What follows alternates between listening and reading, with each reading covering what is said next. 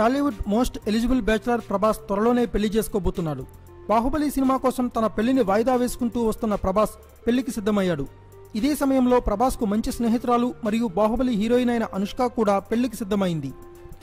వీరిద్దరూ విడివిడిగా పెళ్లి చేసుకోబోతున్నారు. వీరిద్దరి వివాహం దాదాపుగా కొన్ని రోజులు అటు ఇటుగా ఉండే అవకాశాలున్నాయని సినీ వర్గాల ద్వారా తెలుస్తోంది.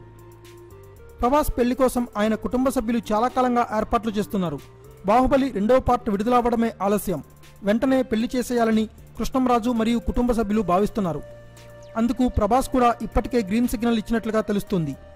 ఇదే సమయంలో అనుష్క కూడా ఇంట్లో వారి పోరు భరించలేక పెళ్లికి గ్రీన్ సిగ్నల్ ఇచ్చిందట. గతంలో ఒక వ్యాపారవేత్తతో అనుష్క వివాహం ఉంటుందని ప్రచారం జరిగింది. అయితే అవన్నీ వట్టి పుకార్లే అంటూ అనుష్క కుటుంబ సభ్యులు ప్రకటించారు.